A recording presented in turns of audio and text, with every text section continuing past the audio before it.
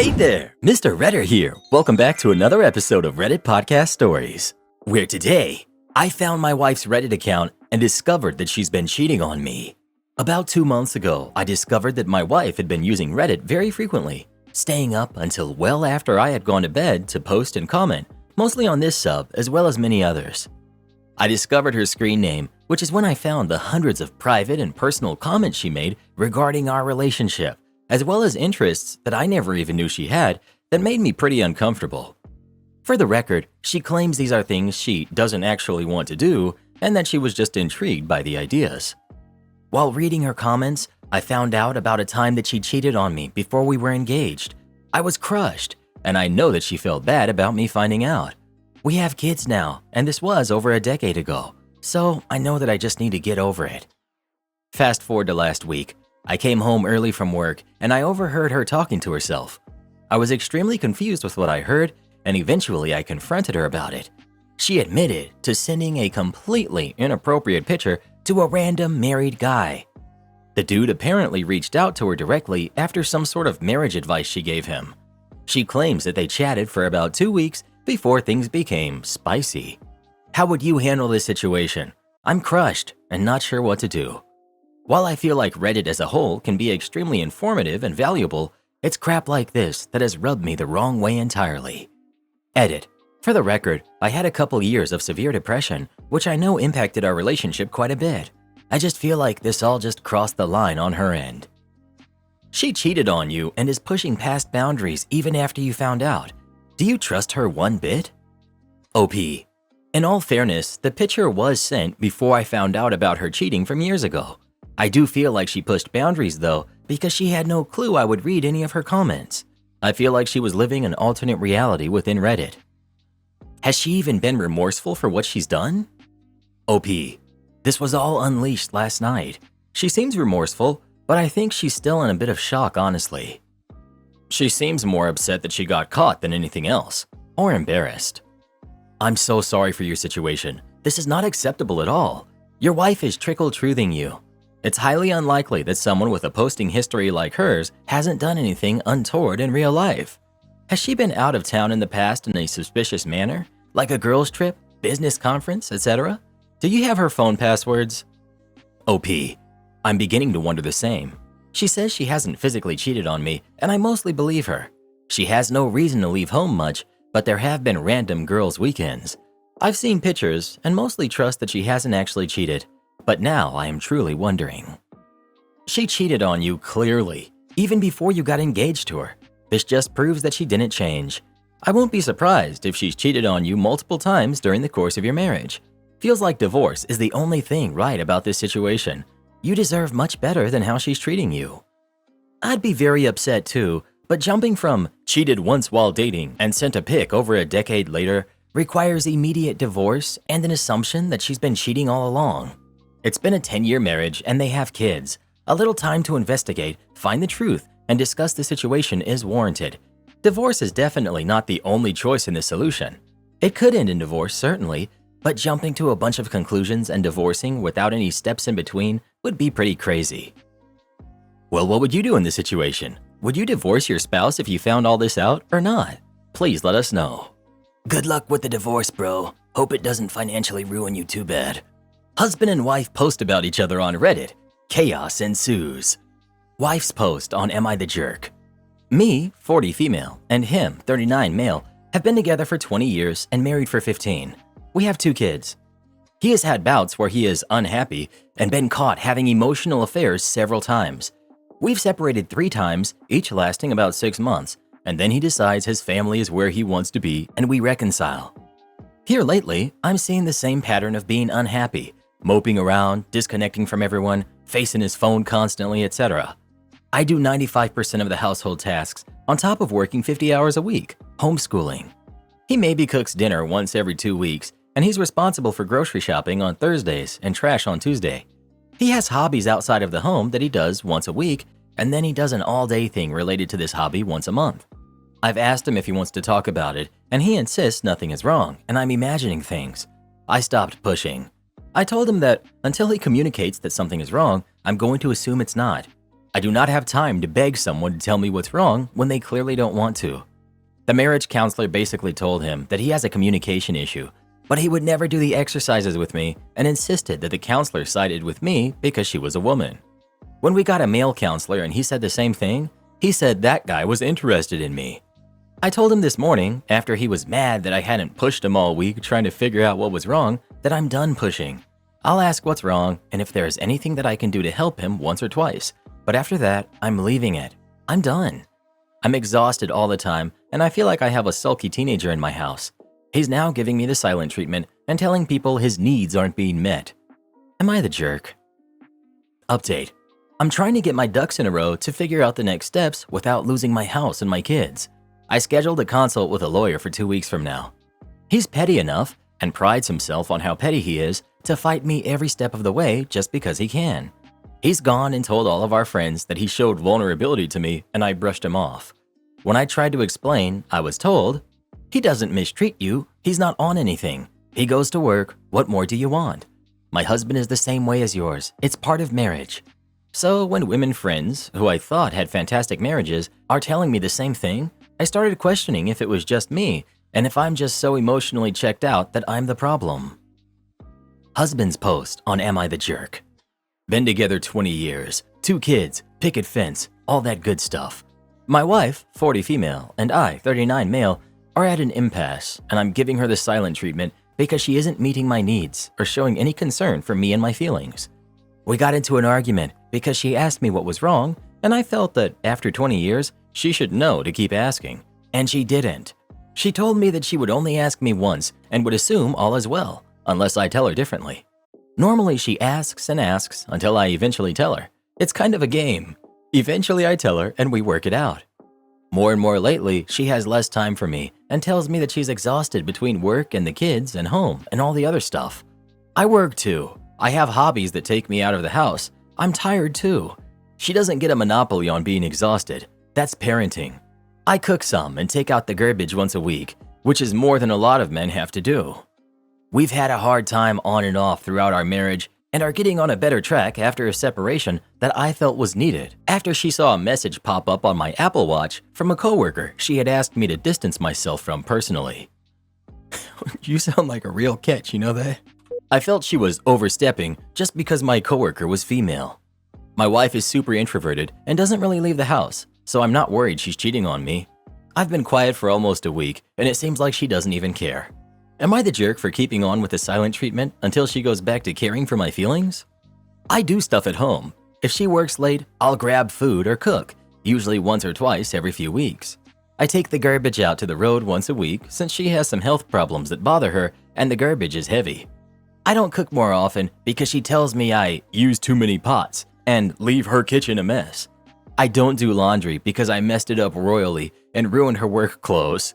She's a super anxious person and says that it really bothers her when she can tell something is wrong by the way I'm acting out, but I don't tell her. She told me I have a history of being unhappy and then seeking attention elsewhere. We went to a counselor, but they agreed with her because women band together. We got 5 sessions in and I refused to go. She still goes on her own. They were legitimate mistakes. The laundry thing I already discussed. I forgot to put the pod thing in the washer and ran it without soap. I put her cast iron in the dishwasher, and apparently this is a big no-no, and it took her a lot of work to get it back to where it was good to cook with again. I forgot to nail some of the boards in when she was putting her sitting area together. It's little things like that. I didn't have a physical affair, but it got carried away as a friendship, and my wife and the therapist said it was an emotional affair. I knew it was the wrong thing to do. I just hadn't had any attention in about 8 weeks, with a difficult recovery from the C-section where she opened up her incision twice, and then the anxiety about taking the baby anywhere or SIDS. She would stay up all hours of the night watching to make sure he kept breathing. I contacted her friend to see what I could do to help because she kept telling me she has so much anxiety and didn't know why, and that this doctor kept changing her meds so she needed to adjust. It was friendly and 100% on board at first, and then it turned flirty. And next thing I know, it's 2 years and I'm planning a vacation and to break up my marriage. I stopped it then. That's when she found out. You're the jerk, and your wife should leave you. Summing up the worst crimes from your comments. 1. She works full-time, yet still handles 90% of the household chores and parenting. 2. She manages and homeschools your kid with special needs. 3. You read her private journal and excuse it with some BS that you do not believe in or allow privacy of any kind. 4. You had 2 emotional affairs, one with one of her only friends 2 months after your wife had given birth and was PPD. Now she no longer has friends of her own, or at least lets them around you. 5. You are currently on the road to a new affair with a coworker who you admit messages you constantly, calls you love, and discusses how handsome you are. 6. You're currently openly playing mind games with your wife to purposely make her feel anxious and not tell her what's going on with you. You're now giving her the silent treatment in addition to this because she isn't begging you to tell her anymore. 7. You use weaponized incompetence and claim you can't do the dishes or laundry, but you make dinner once every few weeks and take out the trash, which is so totally equal. Meanwhile, your wife split her C-section incision twice during your laundry postpartum. You do not tell your wife you love her or compliment her. When pushed on the last time you were kind or loving to her, you said you gave her a card in May. And you refused to get therapy because the female therapist sided with your wife, saying that they stuck together. You quit therapy completely when the male therapist did too. Honestly, she's a saint and deserves so much more. You're not worth 5 minutes of her time. Luckily, she seems to be realizing that. Update. I get it. I'm a massive jerk. I'm going to have a talk with her when I get home to see where she is at. If she's checked out of the relationship emotionally, I'll let her go, even if I don't want that. I grew up in the same kind of household and seen my grandparents do the same. The only thing she does differently from my mom and granny is hold a job. I still don't think I'll do therapy as I don't think I need it, but I'll make an effort to be more supportive at home and help. A Reddit user found the husband's post and shows it to his wife. Hey OP, found your husband's thread. Did you know he was reading your journal as well? Everyone on his thread is beating him up over it, but as he said he has never told you and he is also reading your therapy notes, I thought you should know as well. Here's what he said.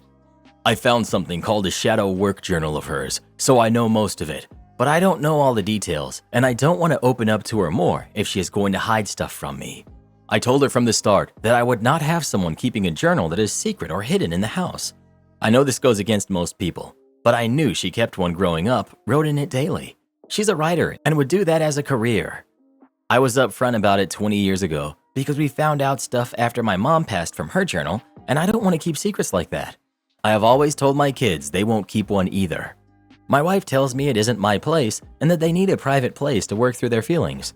I disagree. This was something discussed from the beginning when I saw her bringing in her old ones and we moved in together after we got married. Update. Apparently, my wife posted last week and got an overwhelming amount of support telling her I was a narcissist and to leave me. She set up an appointment with a lawyer based on the feedback. It's in 2 weeks. I'm not sure who sent her this post, but she is upset with me. Update 2. Since this has gained so much attention, I'm doing a final update and then I'm deleting this account. The messages, comments, everything is a lot to deal with.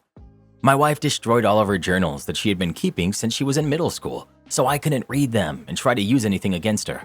Apparently, she had them hidden in various spots in the house, like under a loose step in the staircase and under a drawer in the bathroom. I get it, I'm an overwhelming jerk. I appreciate the messages that have sent me links and videos. She's adamant in moving forward with a lawyer and told her best hope is co-parenting as civilized adults and to do what's best for the kids. Her name is nowhere on the house as it was an inheritance, so she will have to move. There's nothing I can do about that. I'll try to make it as easy as possible on her from here on out and just apologize for taking advantage of her and what a wonderful person she is. Update from the wife. I guess things imploded yesterday. I think he found my original post, copied a lot of my post, and then posted trying to get sympathy here and was absolutely destroyed. Thank you great Reddit folks for that. I had the post sent to my main account and I'm not sure who figured that out, but you should 100% make finding obscure people on the internet a career. He claimed he isn't on social media or Reddit, and that simply isn't true. He spends a great majority of his time on social media. He left and went to stay with a friend after me telling him that I was done and there was no coming back from everything. I guess I kind of came out of the fog reading all of the replies and the books that I ordered. I found out he reads my journals, and that was the overall breaking point for me. I appreciate the feedback and messages so much and everyone who took the time to link his post. I hope you wonderful people have amazing lives, and I wish you all the best. Wouldn't it be great if we all had a psycho meter above our head that was just visible to everyone? That way you could avoid getting married to a psycho. Well, yeah, but the challenge would be finding someone who's not a psycho. Okay, you got me, fair enough. My boyfriend wasted 2 hours of my day, so I wasted an hour of his and made him cry. Background. My ex-boyfriend is very dedicated to public service and volunteering, and he's a hard worker. On top of his crazy schedule, he also has a very built physique and is very dedicated to the gym. I found his ability to work hard, take care of his body, all while helping others admirable and physically attractive. A guy that does volunteering and aims to work in public service should be a good guy, right? I often found myself feeling like he never respected my time. He would ask me to come over on days where I had classes the next morning. Every time I confronted him with my feelings, he would always say, "I'm sorry you feel that way." He said I was ignoring him if I didn't respond to his messages or calls quickly, even if my phone was away. In the past, I was too clingy because I would message him too much and was too demanding by expecting him to take 3 seconds out of his day to message me "good morning" back. He forgot to get me a Valentine's Day gift as he had no time, so he gave me a cheap, expired chocolate bar from his car. Eventually, he apologized because he didn't know it meant that much to me and bought me 2 Sour Patch candies and a protein drink. All I asked for was a handwritten note from him. Story. Yesterday, I slept over at his place. We showered separately. I took 20 minutes. He took well over an hour. I had to keep knocking on his door to get him to hurry up as we had plans. He took his sweet time as showering was his alone time, and we missed our date plans as he had to go to the gym. Today, I slept over again. I tried waking him up earlier so we wouldn't miss our rescheduled date. He took 2 hours in the shower, and I couldn't go upstairs to knock on the door as his parents were walking around. We haven't met yet. So I had to spend almost 2 hours confined in his room. 1 hour in, I texted and called him, informing him of the time. He had his phone in the shower, and he said he would hurry up. Half an hour later, he was still in the shower.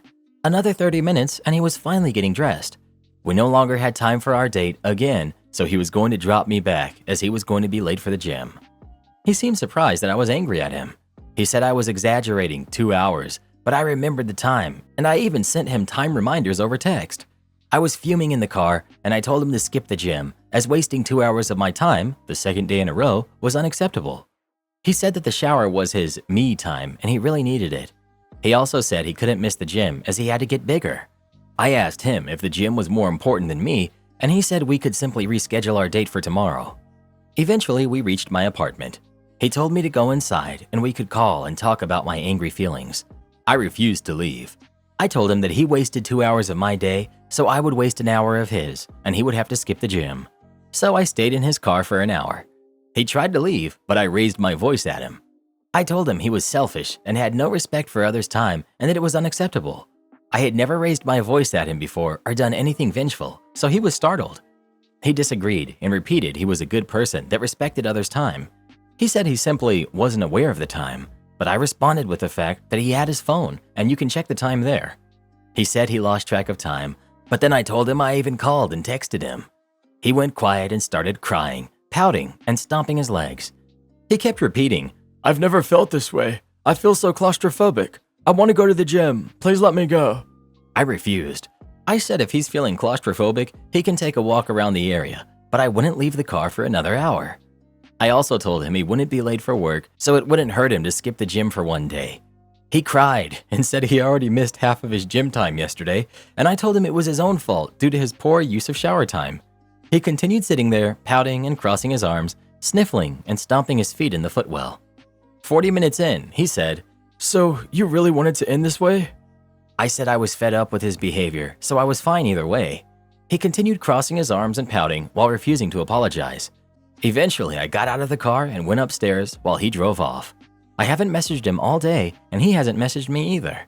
This guy was my first real boyfriend, my first kiss, my first everything. We'd been dating for over 4 months. I don't know if it's right to throw everything away like this, but I also don't really care. I feel so happy with my small victory. Edit. FYI, he's not on anything. Also, here, the hot water does not run out. By the way, yes, I dumped him. Update. He saw the post, spammed me with calls, excuses, and apologies for hours. Eventually, I picked up. He said, "Well, you know a sub about petty revenge is bound to attract a certain audience." I also did another petty revenge against him. I downloaded a dating app a few hours after we broke up to shove it in his face. Swiped as much as I could and had 200 likes on my profile after 20 hours. Only matched with 2 guys though, so I did the most bare bones icebreakers, nothing else. Obviously, I'm not gonna hop into a new relationship anytime soon. Don't even remember their names. But my ex is upset and says that I cheated on him. He said he felt sick and threw up. Now he's also trying to bribe me back into the relationship with a brand new Nintendo Switch. Says he's a bad person who hurt me a lot, but won't do it again, yada yada yada. Is also repeating the claim that I'm a cheater even though we broke up yesterday. Also, he vehemently denies ever cheating on me. Karen demands I pay her $20,000 hospital bills from having a baby. I, 28 female, just had my first baby 2 months ago. My sister, who's 33, had her third baby less than a week ago. Now to the relevant background. When I was 18, I came to France for an exchange program and I just fell in love with the country. Then I decided to go to college here, met my husband, and just moved here permanently. My sister hated the fact that I left the US. She took any opportunity she could to talk trash about where I moved to, about the way we do things here, and about my husband and his family, etc. It got to the extent that I went low contact with her. When I had my kid, my parents came to stay with me for a month. My mom was very impressed by the fact that we paid nothing to have this baby. I didn't have to pay for my checkups, my mandatory lab work, the birth itself, the hospital stay, and some postnatal care that included pelvic floor rehab. I didn't even have to pay for a preventative dentist appointment. Apparently, the same thing in the US would have cost in the tens of thousands of dollars. Anyway, they left directly to my sister's. She needed help, had some health scare, and they planned to stay with her until she gave birth, and then for a while after to help with the kids. I called to congratulate her when she gave birth, sent a gift and all of that. She was upset even then. Then yesterday she called me, told me that her hospital bills were over $20,000 because of some complications, and that it wasn't fair that I didn't have to pay anything at all. Apparently, my mom kept bringing up the fact that it was free for me. She said since I didn't have to spend a cent, then I can afford to help her, so she too can afford to stay with her kid instead of going back to work ASAP. Here's where I might be the jerk. Even though I could afford to send her a couple thousand, I refused to do so purely because of how much she looked down on my decision to move to France and marry a French man. So all I told her was, sorry, I can't help you. But you are free to come give birth here next time you have a kid. Even as a foreigner, it won't cost you more than $3,000. She called me a condescending jerk and said she will be going no contact with me. So, am I the jerk? Not the jerk. Your sister had 2 other kids. She knows the cost in the US. Your finances aren't tied to her in any way. She needs to keep her entitlement in her lane. Not the jerk. You're not responsible for others' medical bills. She's acting out of jealousy and selfishness. You can afford it is the dumbest reason to give a handout to someone who doesn't even deserve it. Malicious compliance cost the company hundreds of millions of dollars. So this is a story from someone I know. I've known this person for years, and while I don't work with them, I've seen this story play out more or less step by step. I know several people involved, but I'm going to tell it from the point of view of the person I know the best. So many years ago, this person, let's just refer to them as Person. Person got a really great job working for a Fortune 500 company. Not going to give any more specifics, but the company offered many benefits for their employees. They treated their employees like people and not like numbers. They offered a yearly raise to anyone who worked there. This was meant to do several things. First of all, it was meant to keep up with inflation so that employees wouldn't have to stress about money. I'm sure a lot of you know the struggle, waiting for minimum wage to be updated so you can start saving money to hold over till the next wage increase. No, the company was ahead of the curve. On top of that, when they did start hiring new employees for more, they increased the wage of anyone with that specific position by the same amount to keep older employees from earning less than newer employees. They offered many other benefits as well. Basically an awesome place to work at. Unfortunately, it's a small town, and the company wanted to expand that specific branch of operations. They couldn't do it here, so they chose to move out. They sold the branch office building along with the product that Person worked to another smaller company. When it was sold, the old company made the new company sign a contract which guaranteed that the yearly bonus would stay around along with several other similar benefits. New company wasn't around very long and ended up expanding as well. They did the same thing, sold the location and product to another company. Unfortunately, they didn't care as much about their employees and only treated them well because of contractual obligations. So when they sold the location and product, it did not come with a contract. New company did care a little bit about employees, but ended raises and all of that. They would listen to employee complaints, but that was about it. They weren't around long either before the scummiest company came in and bought them out. So new company comes in and buys them out and immediately starts changing policies and shifting everything up to make everyone's jobs harder. Person and their team members got used to it and kept going. Now here's the thing about Person. Person works on a team of specialists. There are only about 12 people on the team and a manager that's one of them. Well, there was. I'll get to that. This team doesn't require any special education or anything, but it does require a several-week training course and several months of acclimation. The product is extremely delicate, and the customers for this product are extremely demanding. They more or less require perfection, anything short, and no money. You must watch every single word that you say to these customers, or they might write you off permanently. However, this is an extremely valuable product, and the company makes a lot of money from it, or at least they did. Let's speed forward about 10 to 15 years.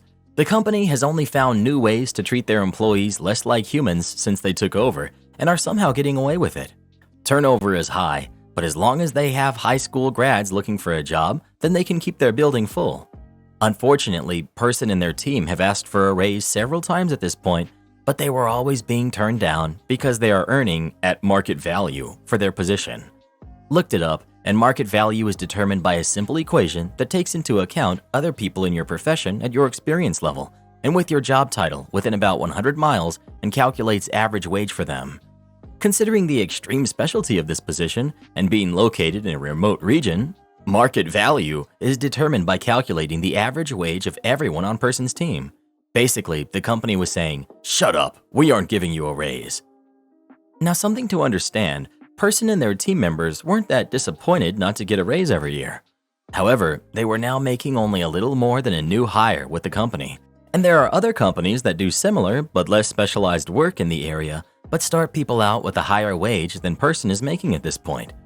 I literally knew high school grads with zero work experience that made more than Person did. Now at this point, Person has about 20 plus years of experience working the specific product, and the least experienced person on their team had been working in it for 12 years. The straw that broke the camel's back was an annual investors meeting that was streamed live to the entire company. Person, working on a small team, was invited to take a few hours off to watch the meeting. It was kind of a reward for them for performing so well. The company shot themselves in the foot with this one, though it was already starting to go south anyways. They just sped it up a little. So to put this into perspective for you guys, the company's total profit for that year, profit, not earnings, was a little over $1.2 billion. Out of that $1.2 billion, Person's team of 12, and a company hiring tens of thousands mind you, these 12 people and a manager brought in about $480 million. That's a little over a third of the company's total profits for the entire year. For those that don't like math, that's about $40 million per person of pure profit. Person specifically earned a little over $60 million alone. The lowest earner on the team was over $20 million. Seeing that they were single-handedly responsible for over a third of the company's total profit for the year, the entire team got together and demanded a raise. The manager actually put that in before they even said anything. Even their manager thought it was wrong. They demanded $20 an hour. They actually only wanted half of that, but since they were being lowballed and completely unappreciated by the company for the work that they did, they put in a higher number. By the way, $10 is about the amount they would have been making with their yearly bonus had it never been discontinued.